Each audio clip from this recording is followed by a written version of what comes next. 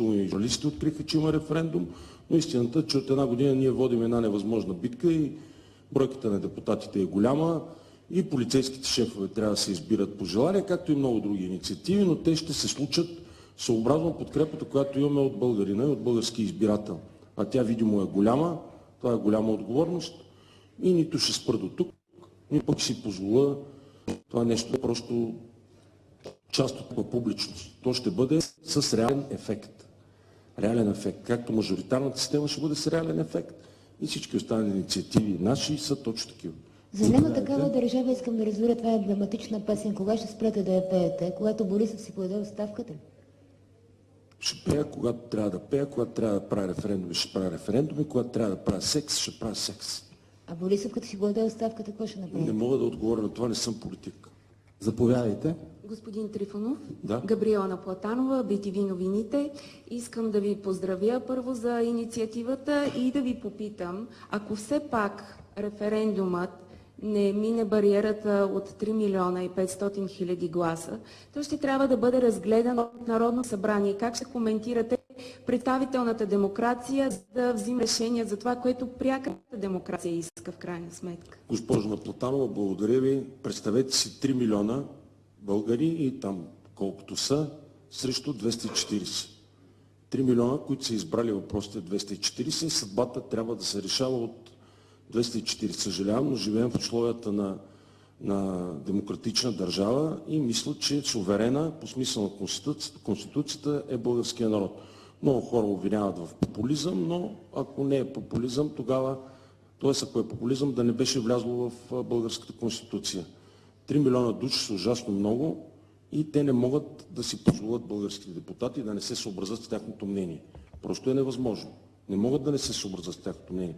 Ако го направят или ако имат такъв опит, те ще получат изключително жесток урок от страна на своя суверен. Знаете, децата понякога ги възпитават, а понякога ги пляскат. Българските депутати са деца на българския народ. Ако не се съобразят с възпитание и с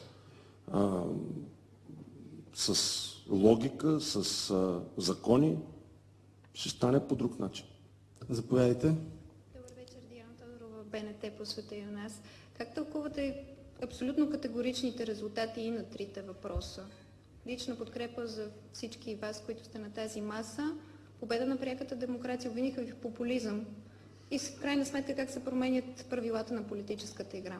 Когато започнахме да правим телевизионното шоу, преди, забележете, цели 16 години, преди това съм работил в БНТ, след това в разни други телевизии, но като тръгнахме да го правим, наистина трябваше да вземем едно важно решение. Какво да е това нещо? И затова погледнахме как става по света. В успешните държави, т.е. в държавите, в които има такова успешно шоу, то изглежда по определен начин. Не, че ние сме го взаимствали, просто такъв е стила на ток-шоуто. Сега също гледаме как се получава при успешните държави. Аз няколко пъти задавам един въпрос, но на него някакси не влиза в медиите. Дори сутринта го зададох на колеги, които ме снимаха, когато гласувах.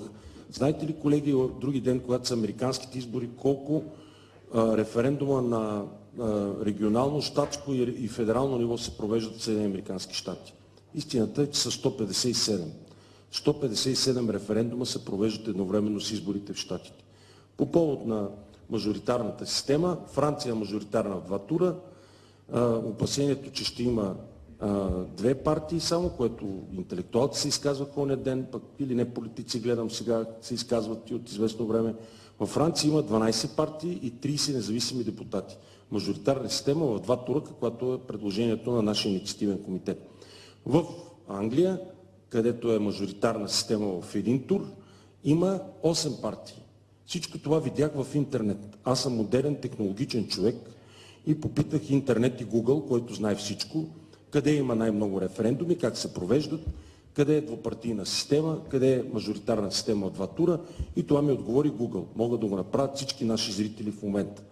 След като в Франция, където не е лошо, и в Англия, където не е лошо, и в Съединените американски щати, където не е лошо, ходил съм и в 3 държави и смятам, че българин заслужава да живее по-добре, отколкото живее един англичанин, французин или американец, нещата изглеждат по този начин. Така че смятам, че тази система на мажоритарните избори е невъзможно да се провали. Задължително, как да се провали? Би следвало да се провалила в Англия или Франция. Задължително гласуване има и в Белгия, и в Гърция, в държави, в които хората трябва да носят отговорности за това, а пък по отношение на субсидията в Германия е 50 евроцента, в България е 11 лева. Мисля, че това са прекрасни примери и показатели. Суверена, днеска гледах един уважаван от мен доскоро, допреди да стане приятел на истината, господин Герджиков, професор Огнян Герджиков, който каза, преди беше много за това, че референдума е важен, после се оказа, че референдума пречи, пък днес го гледах сутринта в едно интервю, в което каза, че както обикновено при демокрацията простите са повече от умните. И може би не се изрази с тия думи, но неинтелигентните, по-малко интелигентните са повече от интелигентните. Аз твърдо заставам на страната на по-малко интелигентните, ако той така разсъждава. Народът не е глупав, той не е прав и аз не се изразявам популистки и опита ми до тук показва, че решенията, които съм взимал, са почивали на здрава логика. И сега е така. И вярвам в здравата логика и на избирателя. Благодаря. Сашо Диков, един от малкото журналисти, които информираше през цялата тая една година, че ще има референдум. Достоен човек. Заповядайте, господин Диков.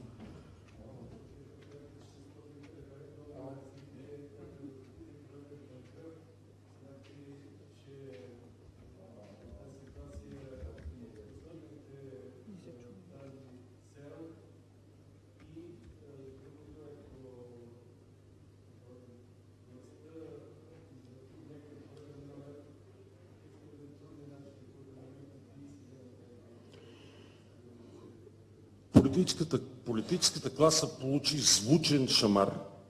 Това е плесница. Колкото и да ни харесва, политическата класа получи оглушителен шамар от своят суверен, от своя началник, с гласуването на този референдум. Това са над 3 милиона човешки съдби, човешки личности, които показаха на политическата класа, че искат те да бъдат управляващите, както е редно, а политическата класа да са техни служители. Ако политическата класа не се съобрази, разбира се, че начинът, по който ще бъде действано, е просто да се съобрази. Не може да не се съобрази. Не може политическата класа да не се съобрази. Наистина, не е възможно това. Това е логичният път, към който върви нашата страна. Логичният път е, в крайна сметка, да се намери формата и формулата по-точно, чрез която българският гражданин да бъде щастлив в страната си и децата му да са тук. И въобще това е формула, която по логичен начин ще се случи. Независимо от политическата класа. Да, Чърчил е прав или Монтескьо, кой беше казал там, че всеки народ заслужава политически сили и двамата го бяха казали по различен начин, но мисля, че българския гражданин, българския народ заслужава много по-добри политици от тези. Наистина е така. И всеки си го мисли и няма нужда да го крием. Наистина е така, просто се търси формулата. Това е формула с това, което предлагаме ние. Ние не избираме между добро и лошо често, изборът е добър. Когато избираме между добро и лошо, ще изберем добро. В случай избираме между лошо и по-малко лошо. Това, което видяхме тия 27 години, е лошо. Лошо е. Сега търсим нещо по-малко лошо. При всички положения няма да сгрешим. Мажоритарната система избира хора с качества. Политическите партии ще се принудят да избират хора с качества, а не послушковци, които да върват по тяхната воля. А и господин Диков, как ще стане? Ще стане при всички положения, и вие сте го виждали, и аз съм го виждал. Когато хората решат нещо да се случи, то се случва. Няма нужда от страх, няма нужда от притеснения, няма нужда от бягане в чужбина. Живеем в нормална държава, част от Европейския съюз. Българина управлява, а не политика му. Така че ще се случи. Уверявам ви в това. Заповядайте. Валина Сашева, Нова телевизия.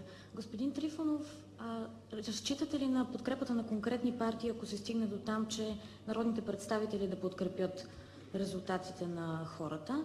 И в случай, че референдума стане задължителен, може ли да обясните на хората, които са гласували в този референдум с да, какъв парламент следващ си представяте? Колко партии, казахте вече долу-горе какви кандидати, но колко партии си представяте И какво ще обясните на хората, които няма да бъдат представени в евентуален следващ парламент? Не знам в момента кои хора точно са представени от тези политически партии. Въобще не мога да си представя, че пропорционалната система представя съвкупността на българския избирател. Мисля, че доказателство, че гласуват 50% от българите до този момент, основно във всички избори, както и факта, че една голяма част от българите в чужбина не могат да гласуват, дори да желаят, огромният протестен вод, който се изразява чрез "не гласувам за никого", до този момент, пък и сега възможности, които дадоха с този избирателен закон, това показва, че България не е доволен от тази избирателна система. Огромната част от него. Партийни групи, които гласуват за определени партии заради интереси или заради това, че държавата е най-големия работодател и те ще загубят работата си или търсят да спечелят лесни пари чрез политическа олигархична система. Това е системата до този момент, която работи, и не мисля, че голяма част от българите са представени.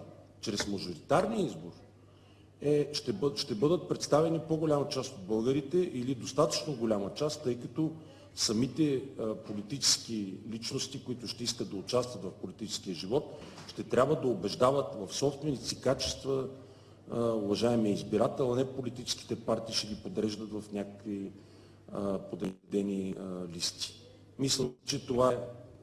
А иначе практично, ако питате, госпожо, ако има достатъчен брой гласували по смисъла на този закон, в рамките на 3 месеца парламентът е длъжен да приеме това, което е волята на суверена.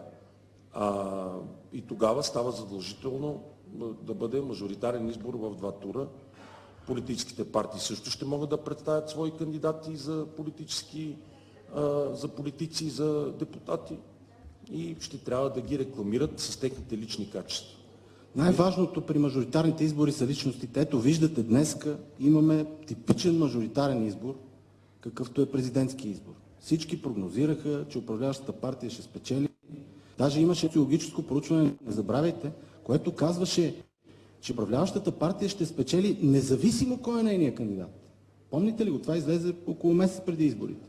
Ето днес виждате, че това не е така. Хората разчитат на личности. Хората искат да застане някой срещу тях с биографията си, с личността си, с характера си и да им каже какво може да очакват от него. А не просто някой там в някакви тъмни партийни стаички да пише някакви листи, които ние след това така или иначе не можем да пренаредим. По-голямата част, все пак не забравяйте, госпожо, че ние сме в публичното пространство. Да, занимаваме с ентертеймент.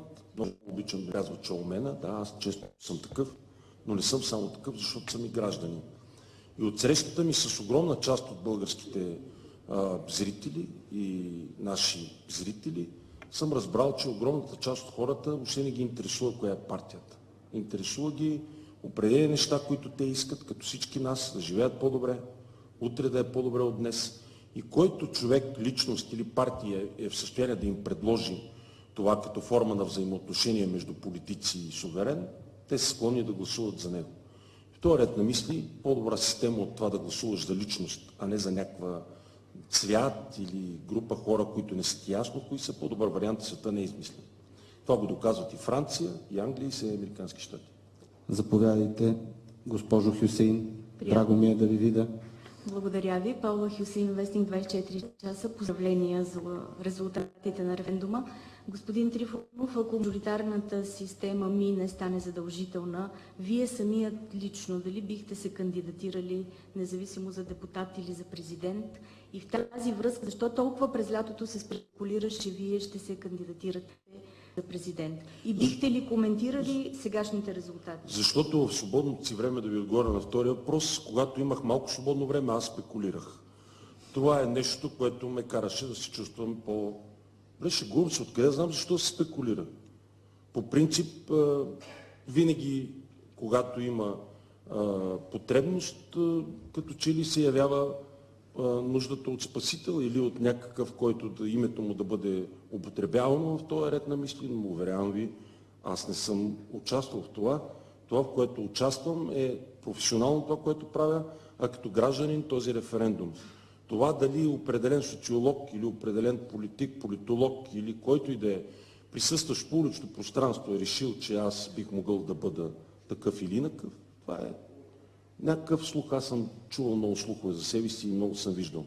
Но когато правя нещо, аз го казвам ясно, с съзнанието каква отговорност нося, такъв е този референдум.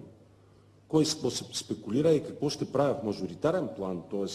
аз всяка вечер мажоритарно участвам в едно начинание, какво ще се случи, уверявам ви, вие ще го видите и ще го разберете със сигурност, няма да е тайно и аз няма да спекулирам. Ще бъдете свидетели и надявам се участници. Благодаря. Заповядайте. Добър вечер, Мартин Димитров, Вестник Капитал. Добър вечер, Мартин Димитров, Вестник Капитал, не знам дали си чу. Два бързи въпроса. Извинявайте, кой е вестник? Вестник Капитал. Мартин Наистина ли? Димитров. Има Наистина. такъв вестник. Има. Колко хубаво, да. Чувал съм за него, да. И аз съм чувал за вас. Да. Кога? Кога? Кога точно разбрахте за това, че съществувам? Много пъти. Добре, окей. И за референдума. За референдума, господин Трифонов. Казахте, господин, кой сте? Мартин Димитров. Откъде? От Вестник Капитал. Ако ще продължим така, Наистина? мога да си тръгна. Да, знам, вие сте много. И Вестник Дневник пак към вас беше, не? Не е вестник. Не е Вестник, само електронен вариант. Да. Супер, слушам ви. Първият въпрос е, доволни ли сте как протече информационната кампания относно референдума и смятате ли, че българите... Точно вие ми задавате въпрос, щастлив съм много. Много се радвам. Щастлив съм, че ви видях. Супер. И смятате ли, че българските граждани взеха информиран избор?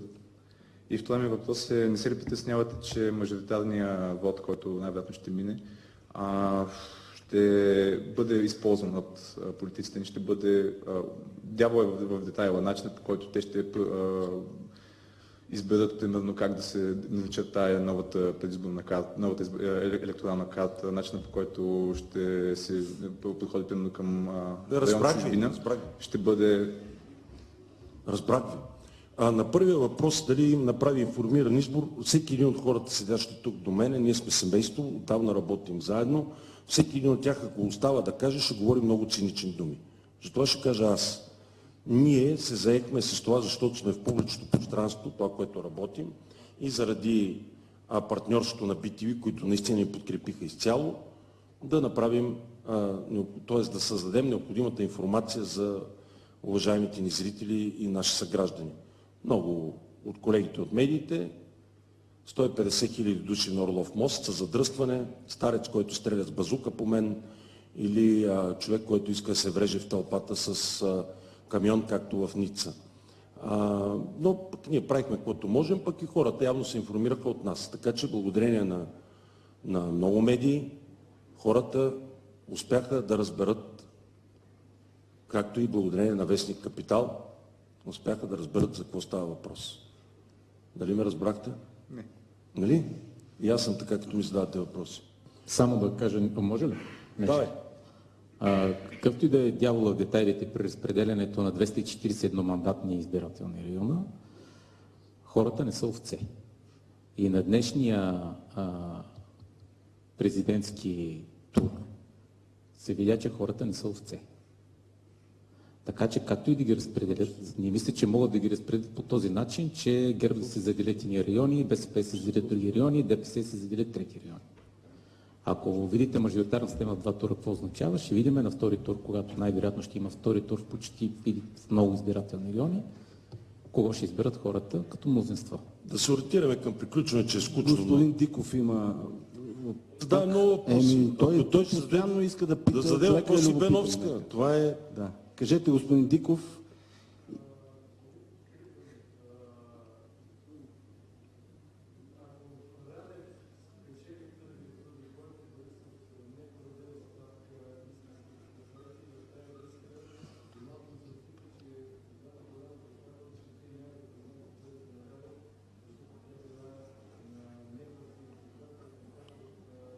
Господин Диков, не мога да правя политически изказвания, защото не съм политик. Това, което ме питате, в професионалния си статут ще се изкажа със сигурност с средствата и на иронията, мога да съм и сериозен и така нататък. Но в качеството на член на инициатива комитет на референдум не мога да отговоря на този въпрос, защото той просто не е важен. Дали ще е Бойко Борисов министър-председател, или Горанов, или Драганов, или Петканов, ние сме антисистемни играчи, в смисъл нашето желание е да се промени начин, по който се избират политиците, а не една конкретна фигура. Нека да се придържаме към темата. Тя е националния референдум. Ами не, няма смисъл да влизаме в такива неща, защото това е все пак, ние не случайно направихме и пресконференцията тук, а не в НДК, защото не искаме изобщо да имаме никакъв досег с така наречените български политици. Последен въпрос, колега. Добър вечер, Иван Иванов, България ОНЕР. Ако Борисов все пак подаде оставка... Нека да говорим за референдума. Оставете са оставките на самия Борисов. Само секундичка. Да. Ние не можем да носим, като граждани, ще отговорим, имаме възможността, привилегията и отговорността да имаме ефир всяка вечер, вече 17 години. И там казваме директно, откровенно, свободно каквото мислим. За това дали ще подаде оставка, за това дали няма да подаде оставка. Тази форма в момента, която имаме на общуване с вас и чрез вас с нашия суверен и зрител, е подчинена на това, което се случи референдум, което е всъщност смисъл на това да сме тук. А иначе за оставки и други неща, това е политическа игра на политическа система, която според мен трябва да се промени. Но ако парламента се разпусне, кое Народно събрание ще гласува вашия референдум? Следващото. То си има закони и е разписано вътре. Те няма къде да мърдат. Ние имаме съветници по всички правни казуси в цялата тая една година, преподаватели и български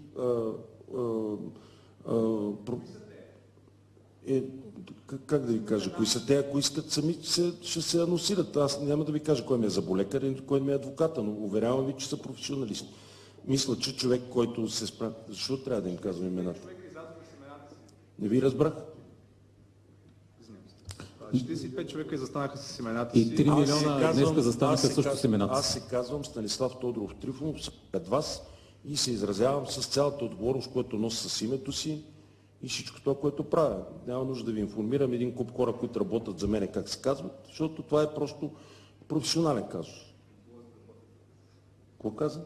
И нещо си бучи човека. Да. Колеги, благодаря ви. Беше много приятно. Надявам се, че отговорихме на всички ваши въпроси, всичко, което ви интересува.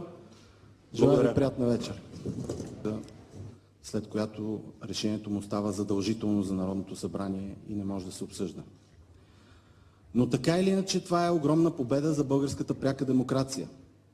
Огромна победа е, защото 90% от хората, които излязоха да гласуват днес, са пуснали бюлетини за референдума. Това е огромна енергия, огромна сила. Хората казват, че искат те да взимат решения. Не някой друг да ги взема вместо тях, а самите граждани да вземат решения, с които да задължават политиците да работят в техен интерес. Знаете, че изборите днес бяха организирани по изключително некадърен начин. Огромни опашки пред избирателните секции, при положение, че са излезли да гласуват според предварителни данни около 55-6% от избирателите. Какво щеше да стане, ако бяха излезли 90%? Тия хора изобщо нямаше да могат да пуснат гласа си. И в момента продължават опашки, хората не могат свободно да упражнят гласа си, голяма част от тях висят 1-2 часа след което се отказват. Ето това е още един аргумент в полза на електронното гласуване. Ако имаше електронно гласуване, нямаше да има такива опашки. Както и да е. Искаме да благодарим преди всичко на всички български граждани, които участваха днес в референдума и пуснаха глас независимо да или не, но казаха мнението си по въпросите поставени в референдума. Искаме да благодарим на всички наши доброволци. Имахме много доброволци в почти всички избирателни секции в България, които работиха самоотвержено за референдума и при събирането на подписите и днес в изборния ден, така че едно голямо благодаря за техния труд и за тяхната воля да отстояват тази кауза. Искаме да благодарим и на всички медии, които ни подкрепиха, най-вече на BTV, заради това, че бяха с нас в отстояването на тази национална кауза, понеже всички осъзнават в BTV, че тази национална кауза е важна за всички български граждани и че всички ние ще има полза в България да има референдуми, да има пряка демокрация. Така че можем да се поздравим с успех. Разбира се, нека да изчакаме все пак последните данни, да видим какви са цифрите, но референдумът е на път да успее. Сега няколко думи ще каже Тошко. Тошко. Добър вечер, колеги. Знаете, че изобщо правенето на референдум в България по този изключително гнусен закон е мисия невъзможна. Знаете как всички представители във властта, били те депутати, министри или президент, или съдии, Конституционния съд, който би трябвало да е извън властта, но се назначава от властта, така че е част от управляващата върхушка, направиха всичко възможно да го спрат или да го затруднят. ЦИК през цялото време приемаха противоречиви решения, да има ли печати, да няма ли печати, да се махнат камери, бюлетината трябва ли да се слага в плик, ако не се сложи в плик, валидна ли е, не е ли валидна. Днес в членовете на секционните комисии, които са пряко подчинени на ЦИК и всъщност представляват държавата, грубо нарушаваха закона, като караха на много места в София, в Балчик, да речем, в Велинград, карат хората да влизат, да гласуват за президент, след това да излизат и да гласуват втори път. Тук е господин Диков, който е преживял точно такова нещо в неговата избирателна секция. Като се сещате при тези малумни опашки, които се образуваха, как вместо да чакаш час и половина, те карат да чакаш 3 часа. Имало секционни комисии, в които изобщо не дават бюлетини, или не е имало пликове, в които да се слага бюлетината за референдума, за да може после да се брои за невалидна. Обяснявали са на възрастни хора, че трябва да гласуват с не в определени секционни комисии или да гласуват само на един от въпросите. И при цялата тая гнусна постановка твърдя от държавата, защото членовете на секционните комисии представляват държавата в случая и работят срещу гражданите. Както и в момента на много места много хора няма да успеят да гласуват, защото ЦИК взеха решение, че който гласувал до 9 часа гласувал. Дори да има хора вънка, дори са им взели личните карти, ако им влязат до 9 часа, гласа им няма да се брои. Тоест самата избирателна комисия работи срещу основното право на българския гражданин да упражни гласа си. И просто сега всички ще изчакаме крайния резултат, за да видим, че референдума, дали е той, че е успешен е. Въпросът е дали е задължителен или не е задължителен. Така или иначе, данните, които всички вие имате, са само от България. Екзитул от България. Гласовете в чужбина все още не са дошли. Там не е ясно каква е избирателната активност, но така смея да подозирам, че избирателната активност ще бъде в полза на референдума. Така че се надявам по някое време да се поздравим с пълен успех. Колеги, заповядайте за въпроси, да не ви губим повече времето. Добър вечер, Беновска, Радио К2. Поздравявам ви. И искам да чуя, господин Трифонов, ще продължите ли да пеете, както ние излъчваме по Радио К2, вашата песен "Нема такава държава"? Ще направите ли партия? И в какви други полезни за обществото инициативи ще капитализирате този ваш успех? Много кратък въпрос, изненадан съм. Умните хора разбират от кратки въпроси и дават кратки отговори. Защото когато съм ви гледал друг път, без това цялото това състояние на моите колеги и вие срещу мен ми е толкова отвратително, защото изглежда наистина политическо. Едни хора седнали, тихо някакви неща обясняват. Вие сте тук, господин Диков е тук, очаквам вие да говорите половин час, а вие ми задавате въпрос за 30 секунди. Политиката е дейност в името на народа, господин Трифонов. Казвам го с цялото си уважение и на мен не ми е отвратително, че съм тук, но може да ми стане. Моля да ми отговорите. Настръхнах. Госпожо Беновска, първо искам да кажа, че тези над 3 милиона души сигурност, които са гласували за референдума, не са бюлетини. Когато още внесохме на Народното събрание подписката, казах, че това са хора, това са съдби, това са мечти, надежди. Изумително е, че над 3 милиона души са решили да гласуват на този референдум. За мен това е изключителна отговорност и нещо, което ме натоварва с изключителна отговорност, защото ние сме инициатори, аз го осъзнавам в пълния му смисъл, оценявам го и правя това, което позволява закона, това, което позволява Конституцията и така и ще продължа занапред. Разбирам вашия въпрос, дали ще направя партия. Дали ще направя партия или по какъв начин ще реагирам, зависи от това как изглеждат обстоятелствата от тук нататък.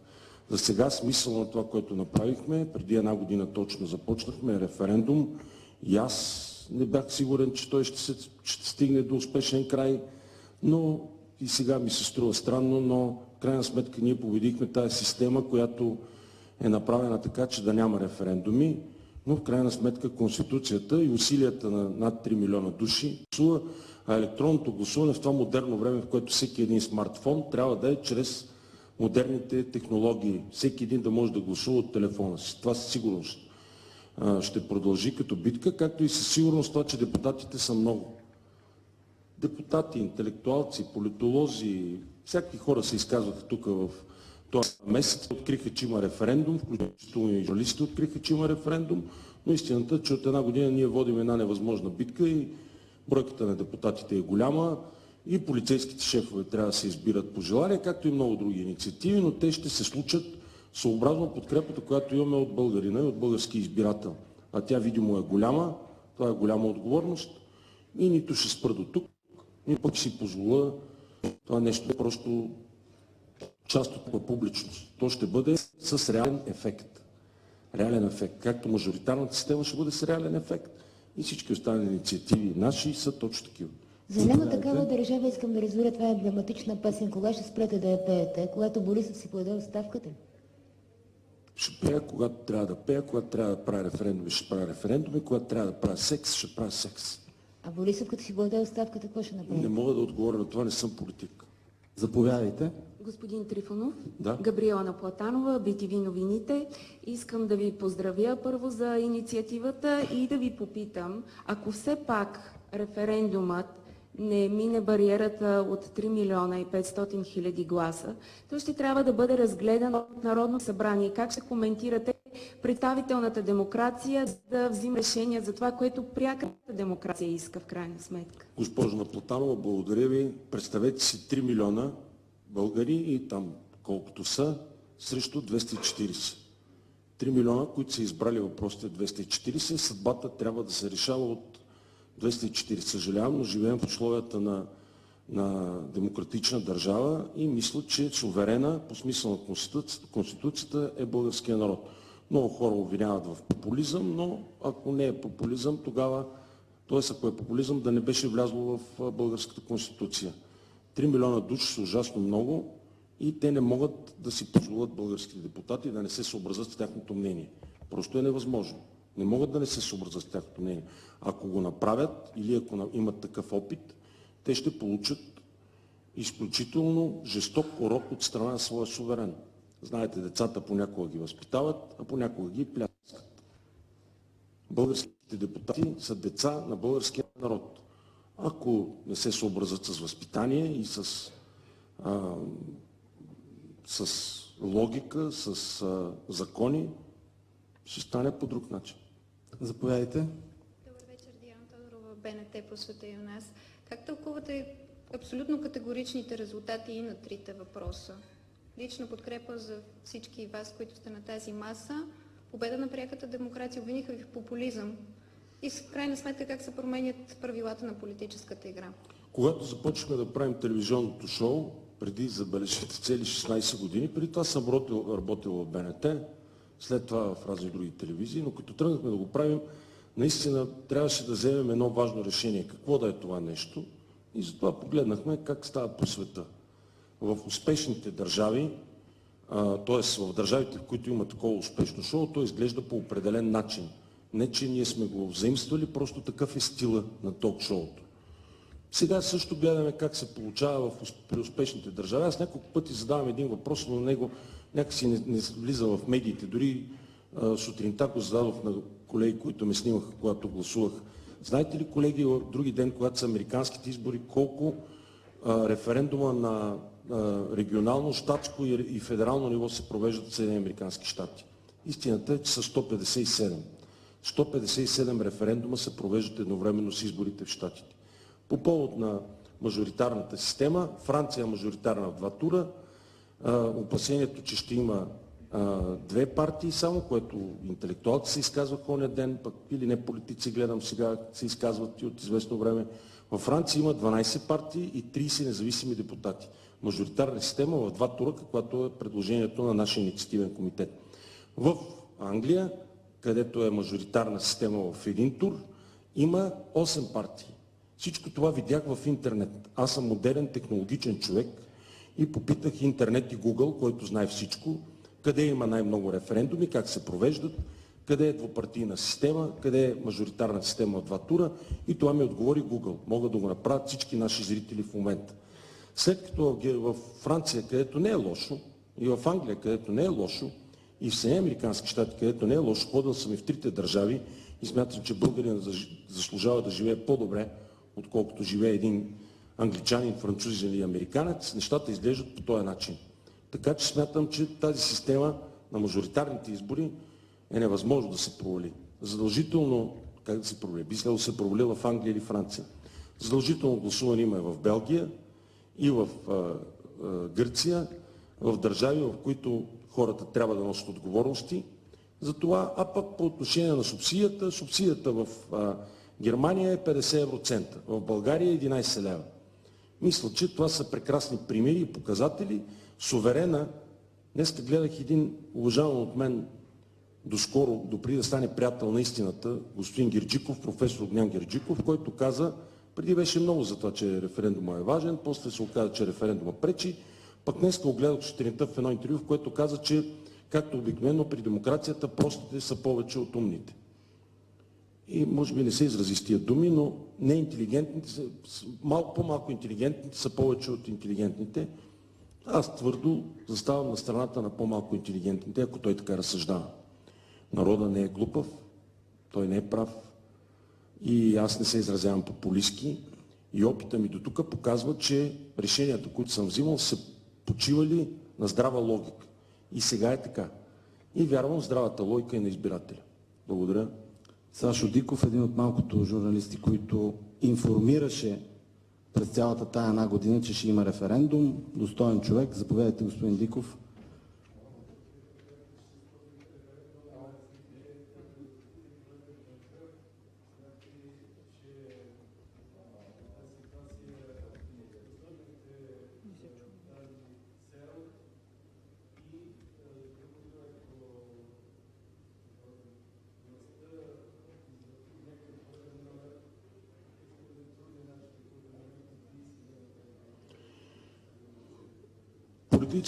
Политическата класа получи звучен шамар.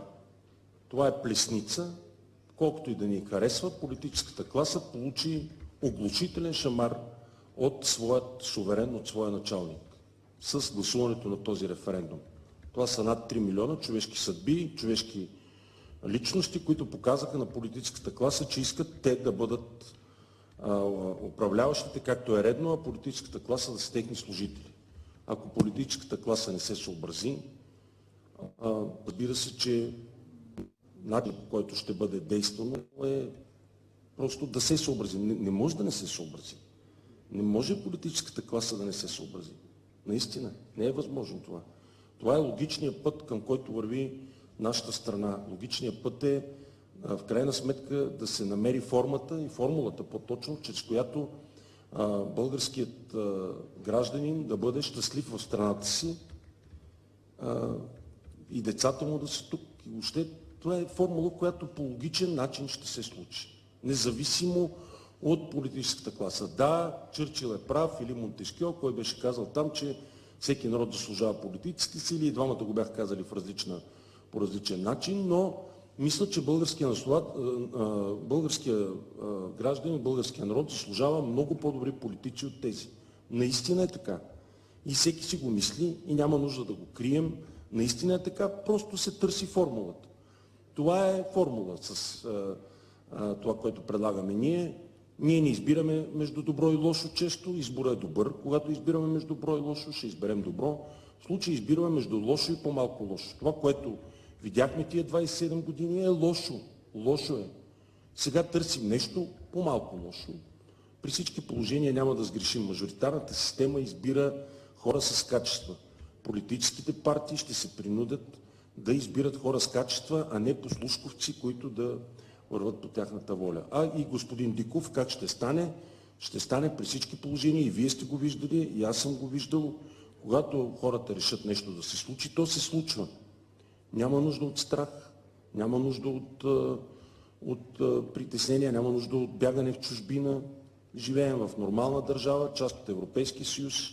Българина управлява, а не политика му. Така че ще се случи. Уверявам ви в това. Заповядайте. Валина Сашева, Нова телевизия. Господин Трифонов, разчитате ли на подкрепата на конкретни партии, ако се стигне до там, че народните представители да подкрепят резултатите на хората? И в случай, че референдума стане задължителен, може ли да обясните на хората, които са гласували в този референдум с да, какъв парламент следващ си представяте? Колко партии? Казахте вече долу-горе какви кандидати, но колко партии си представяте и какво ще обясните на хората, които няма да бъдат представени в евентуален следващ парламент?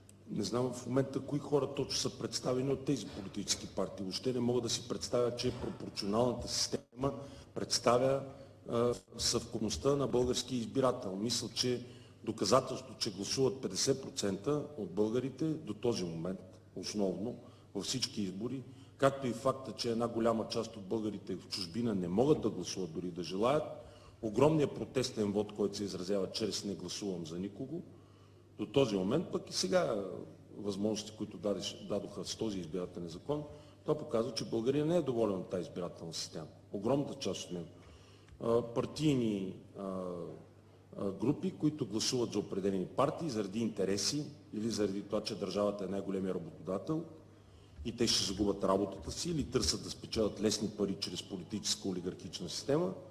Това е системата до този момент, която работи, и не мисля, че голяма част от българите са представени. Чрез мажоритарния избор ще бъдат представени по-голяма част от българите или достатъчно голяма част, тъй като самите политически личности, които ще искат да участват в политическия живот, ще трябва да убеждават в собствените си качества уважаемия избирател, а не политическите партии ще ги подреждат в някакви подредени листи. Мисля, че това е. А иначе практично, ако питате, госпожо, ако има достатъчен брой гласували по смисъла на този закон, в рамките на 3 месеца парламентът е длъжен да приеме това, което е волята на суверена. И тогава става задължително да бъде мажоритарен избор в 2 тура. Политическите партии също ще могат да представят свои кандидати за политици и за депутати и ще трябва да ги рекламират с техните лични качества. Най-важното при мажоритарните избори са личностите. Ето виждате, днеска имаме типичен мажоритарен избор, какъвто е президентски избор. Всички прогнозираха, че управляващата партия ще спечели. Даже имаше социологическо проучване, не забравяйте, което казваше, че управляващата партия ще спечели независимо кой е нейният кандидат. Помните ли го? Това излезе около месец преди изборите.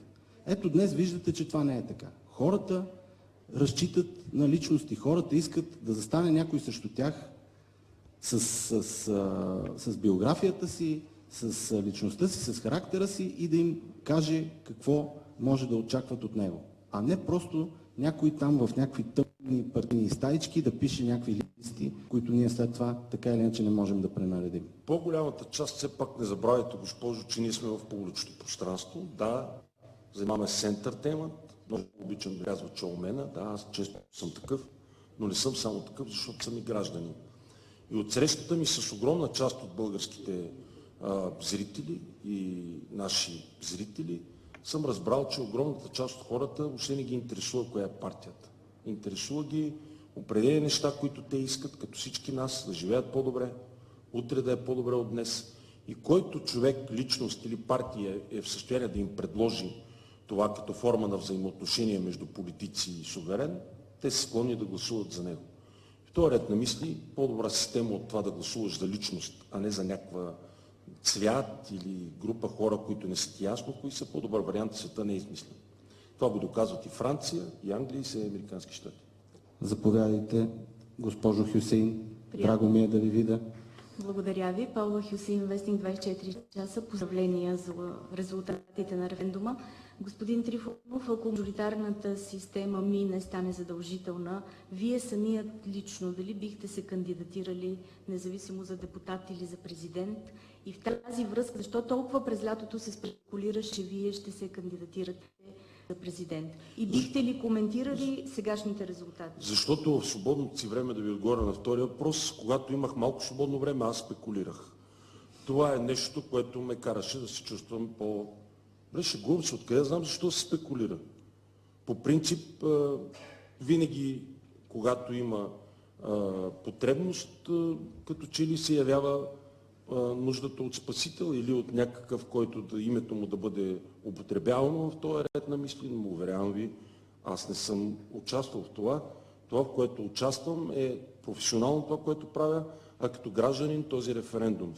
Това дали определен социолог или определен политик, политолог или който и да е присъстващ в публично пространство е решил, че аз бих могъл да бъда такъв или инакъв, това е някакъв слух. Аз съм чувал много слухове за себе си и много съм виждал. Но когато правя нещо, аз го казвам ясно, с съзнанието каква отговорност нося, такъв е този референдум. Кой с какво се спекулира и какво ще правя в мажоритарен план, т.е. аз всяка вечер мажоритарно участвам в едно начинание, какво ще се случи, уверявам ви, вие ще го видите и ще го разберете със сигурност, няма да е тайно и аз няма да спекулирам. Ще бъдете свидетели и надявам се участници. Благодаря. Заповядайте. Добър вечер, Мартин Димитров, Вестник Капитал. Добър вечер, Мартин Димитров, Вестник Капитал, не знам дали си чу. Два бързи въпроса. Извинявайте, кой е вестник? Вестник Капитал. Наистина ли? Има Наистина. такъв вестник. Колко хубаво, да. Чувал съм за него, да. И аз съм чувал за вас. Да. Кога? Кога? Кога точно разбрахте за това, че съществувам? Много пъти. Добре, окей. И за референдума? За референдума, господин Трифонов. Казахте, господин, кой сте? Мартин Димитров. Откъде? От Вестник Капитал. Ако ще продължим така, Наистина? мога да си тръгна. Да, знам, вие сте много. И Вестник Дневник пак към вас беше, не? Не е вестник. Не е Вестник, само електронен вариант. Да. Супер, слушам ви. Първият въпрос е, доволни ли сте как протече информационната кампания относно референдума и смятате ли, че българите... Точно вие ми задавате въпрос, щастлив съм много. Много се радвам. Щастлив съм, че ви видях. Супер. И смятате ли, че българските граждани взеха информиран избор? И вторият ми въпрос е, не се ли притеснявате, че мажоритарният вод, който най-вероятно ще мине, ще бъде използван от политиците ни, ще бъде дявол в детайла, начинът, по който те ще изберат, примерно, как да се начертае новата предизборна карта, новата електорална карта, начинът, по който ще се подходи, примерно, към район чужбина, ще бъде... Разбрах ви. На първия въпрос, дали им направи информиран избор, всеки един от хората, седящи тук до мене, ние сме семейство, отдавна работим заедно, всеки един от тях, ако остава да каже, ще говори много цинични думи. Затова ще кажа аз. Ние се заехме с това, защото сме в публичното пространство, това, което работим, и заради партньорството на BTV, които наистина ни подкрепиха изцяло, да направим, т.е. да създадем необходимата информация за уважаемите ни зрители и наши съграждани. Много от колегите от медиите, 150 хиляди души на Орлов мост за задръстване, старец, който стреля с базука по мен, или човек, който иска да се вреже в тълпата с камион, както в Ница. Но пък ние правихме каквото можем, пък и хората явно се информираха от нас. Така че благодарение на много медии, хората успяха да разберат, както и благодарение на Вестник Капитал, успяха да разберат за какво става въпрос. Дали ме разбрахте? Не. Нали? И аз съм така, като ми задавате въпроси. Само да кажа, може ли? Давай. Какъвто и да е дявола в детайлите при разпределянето на 241 мандатни избирателни района, хората не са овце. И на днешния президентски тур се видя, че хората не са овце. Така че както и да ги разпределят, не мисля, че могат да ги разпределят по този начин, че ГЕРБ да се заделят едни райони, БСП се заделят други райони, ДПС се заделят трети райони. Ако видите мажоритарна система в два тура, какво означава, ще видим на втори тур, когато най-вероятно ще има втори тур в почти в много избирателни райони, кого ще изберат хората като мнозинство. Да се ориентираме към приключване, че е скучно. Господин Диков има Да, е много въпроси. Той постоянно иска да пита. Да зададе човека е въпроси любопитен. Беновска. Това е... Да. Кажете, господин Диков.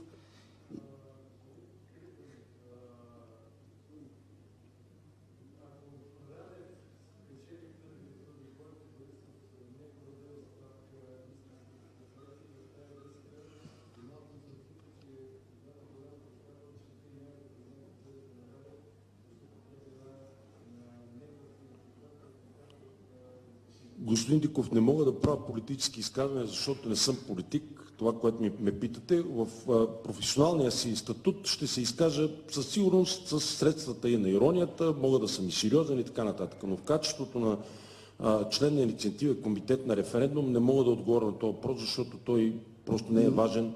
Дали ще е Бойко Борисов министър-председател, или Горанов, или Драганов, или Петканов, ние сме антисистемни играчи, в смисъл нашето желание е да се промени начин, по който се избират политиците, а не една конкретна фигура. Нека да се придържаме към темата. Тя е националния референдум. Ами няма смисъл да влизаме в такива неща, защото това е все пак... ние не случайно направихме и пресконференцията тук, а не в НДК, защото не искаме изобщо да имаме никакъв досег с така наречените български политици. Последен въпрос, колега. Добър вечер, Иван Иванов, България ОНР. Ако Борисов все пак подаде оставка... Нека да говорим за референдума. Оставете са оставките на самия Борисов. Само секундичка. Да. Ние не можем да носим, като граждани, ще отговорим, имаме възможността, привилегията и отговорността да имаме ефир всяка вечер, вече 17 години.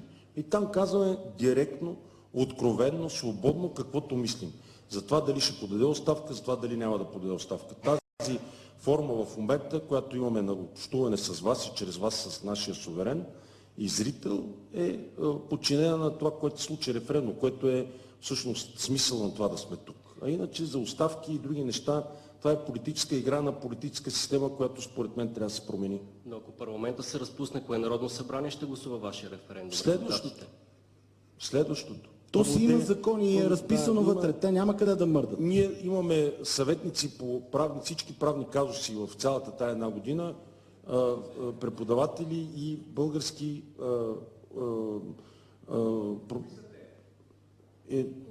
как да ви кажа, кои са те, ако искат сами, ще се анонсират. Аз няма да ви кажа кой ме е заболекар и кой ме е адвоката, но уверявам ви, че са професионалисти. Мисля, че човек, който се справи... Защо трябва да им казвам имената? Не ви разбрах. 45 човека застанаха с имената си. И 3 милиона днеска застанаха също с имената си. Аз се казвам Станислав Тодоров Трифонов пред вас и се изразявам с цялата отговорност, която нося с името си и всичко това, което правя. Няма нужда да ви информирам един куп хора, които работят за мене, как се казват, защото това е просто професионален казус. Какво каза? Нещо си бучи човека. Да. Колеги, благодаря ви. Беше много приятно. Надявам се, че отговорихме на всички ваши въпроси, всичко, което ви интересува. Желая ви приятна вечер.